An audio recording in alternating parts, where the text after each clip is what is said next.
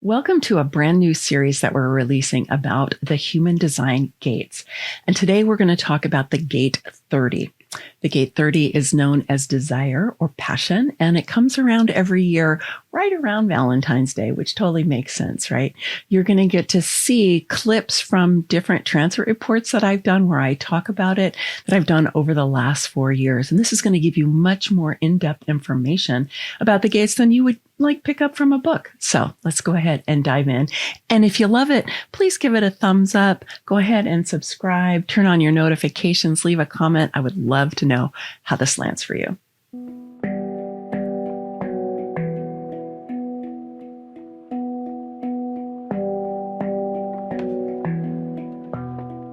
The gate 30, this is the gate of desire or the gate of passion. So if you've got this defined in your chart, chances are you've got some pretty intense energy in your life, and it's good to learn how to manage it.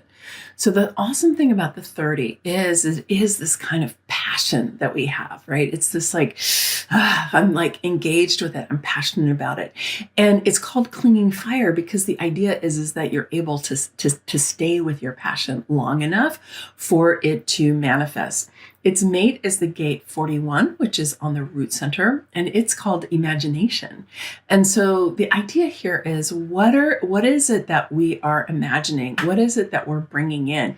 Now, this is going to work really beautifully with all of those activations in the knowing circuit because new ideas are going to come in, new possibilities, new ways of seeing things, new perspectives.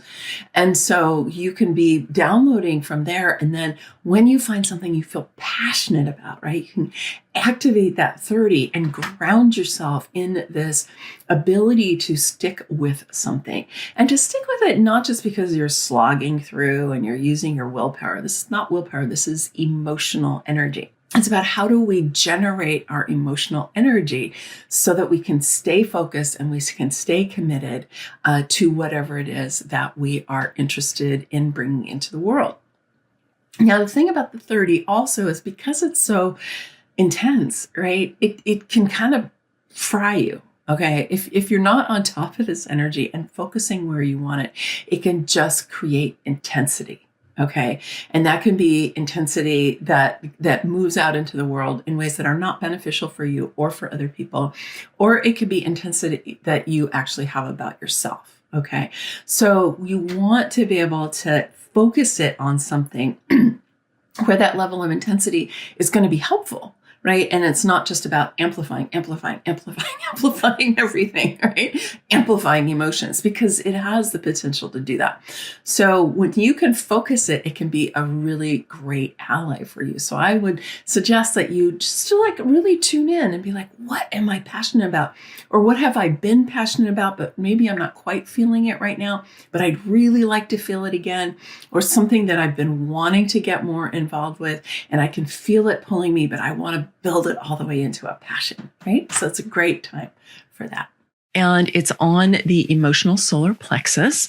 And so it's emotional energy. Now, a lot of times people are confused about emotional energy in the emotional solar plexus because they think it means our feelings like I'm happy, I'm sad, I'm disappointed, I'm elated, I'm ecstatic, I'm tired, like those kind of feelings, right? And they are emotions in some sense, but what we're really, the power of the emotional solar plexus is when we take a hold of the creative aspect of this center. And I think part of the reason that it's been highlighted by the human design system, that the solar plexus is not just one. Now we got divided in two. We have the splenic center. We also have the emotional solar plexus, which was the solar plexus chakra. And we split these into two because the spleen is really more about fear, right? It's coming out of instinct. And when it evolves, it can become highly intuitive, which can be really beneficial. But the emotional solar plexus, it is creative energy, right? It's powerful creative energy. So when we look at the gate 30, we want to look at this and be like, okay, desire, passion. This is intensity. This is the most intense gate in the whole chart. And when we see it defined in somebody's chart, we say, oh, the intensity of that chart is amplified by 10. My Chiron is in the 30. Yeah.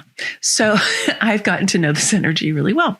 And we all have this energy, right? Whether it's defined in your chart or not. And while the earth is here, you're being invited to really take a look for yourself. How grounded am I in my own sense of desire, my own passion, things that I just really, really matter to me? How grounded am I in that? Am I allowing myself to feel desire?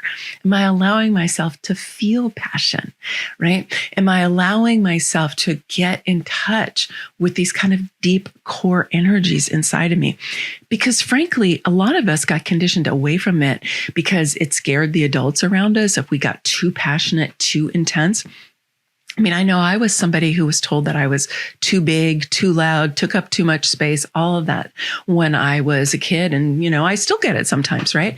Because I've got a lot of intensity in my chart. I've got the gate 30 defined in my chart. So a lot of us have been conditioned away from that. And then we need to reclaim it because this is such a beneficial energy when we know how to utilize it. Now, unfortunately, emotional energy can also be kind of passionate around what we're afraid of. So we want to be careful that we are really identifying with the things that we care about, that we want more of, and we elevate the emotional tone of that 30 so that it's operating at the highest possible frequency that we can reach. And this is why, one of the reasons related to human design, but why we want to use practices like the Kundalini yoga practices that I share with you a few times a year. You can go and find them here in this playlist, because when you do those practices, it helps increase the set point of your frequency. It helps elevate the quality of your emotional energy so that it becomes more powerful, and it's also more pleasurable and more, something that you want to experience. The higher the frequency, the better it feels. And so you want your passion to be elevated to a place where you're really focusing on the things that you desire. You have positive anticipation about it. You're going, oh yeah, this is really what I want. And you can get yourself into an elevated state where you connect with the quantum field. And as you're doing that, you're able to really deposit, if you will, into the quantum field, the feeling of already having that which you desire in your life. Right? And so this is kind of the human design version of law of attraction, if you will. And so the gate 30 is a super powerful ally for this because it has so much passion and so much intensity.